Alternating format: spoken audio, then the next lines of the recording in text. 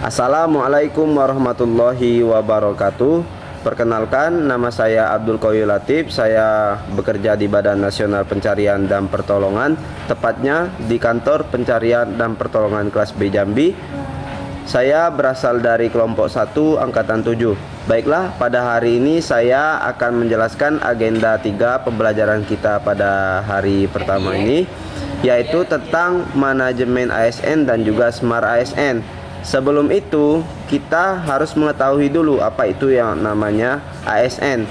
ASN itu merupakan singkatan dari aparatur sipil negara. Jadi, aparatur sipil negara ini merupakan suatu profesi atau tugas yang dimana tugasnya ini merupakan pegawai yang bekerja di instansi pemerintah. Nah, jadi pegawai ASN ini itu terbagi menjadi dua. Yang pertama ada yang namanya PNS dan yang kedua ada yang namanya P3K.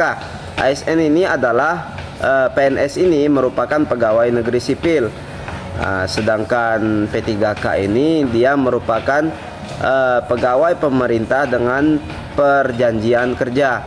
Kemudian setelah kita mengetahui apa itu yang namanya PNS dan juga P3K, kita akan memasuki apa saja yang harus dipedomani dari pada ASN itu sendiri.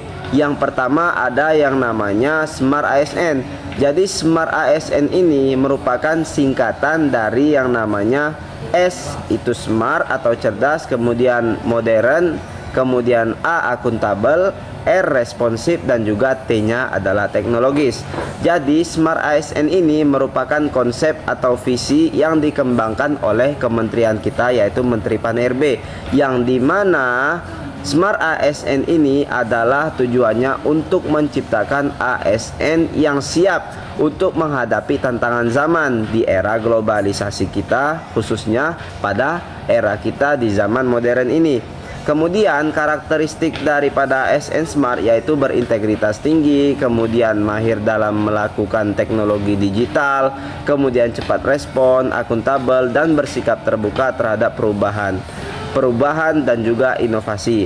Kemudian yang kedua, kita harus mengetahui apa itu yang namanya manajemen ASN. Jadi manajemen ASN ini merupakan suatu proses atau keseluruhan proses yang dimana proses ini adalah untuk mengelola sumber daya manusia terhadap lingkup ASN atau aparatur sipil negara, yang mencakup dari perencanaan kebutuhan ASN, kemudian pengadaan ASN, proses seleksi dan berbagai macam yang ada di dalamnya, baik itu CPNS ataupun P3K, kemudian pengembangan karir dan kompetensi ASN, kemudian penilaian kinerjanya, kemudian pemberian penghargaan dan juga sanksi, serta sampai dengan tibanya masa pensiun dari ASN atau P3K itu sendiri, atau masa akhir kerja mereka semua.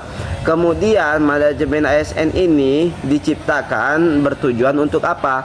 Agar seluruh ASN baik itu CPNS, PNS ataupun P3K itu mereka dapat menjadi ASN yang profesional, kemudian berintegritas, kemudian netral, dan juga dapat melayani masyarakat secara baik dan prima. Kesimpulannya di sini, kita sebagai seorang ASN, kita harus memahami apa itu tentang Smart ASN, yang dimana kita harus paham dan pintar serta cerdas dalam menghadapi berbagai macam kendala pada era modern ini, terutama tentang teknologi. Kemudian kita harus mampu menghargai setiap apa proses yang ada di dalamnya, mampu melayani publik dengan baik, dan juga mampu bekerja secara adaptif dan kolaboratif. Maksudnya apa? Adaptif di sini kita harus mampu menyesuaikan diri kita di dalam pekerjaan kita dimanapun kita berada, ya di lingkungan kerja kita bertemu dengan berbagai macam rekan kerja.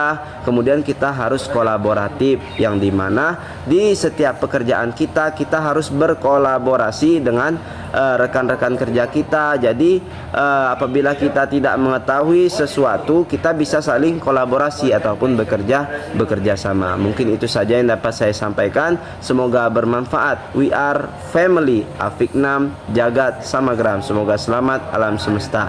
Wassalamualaikum warahmatullahi wabarakatuh.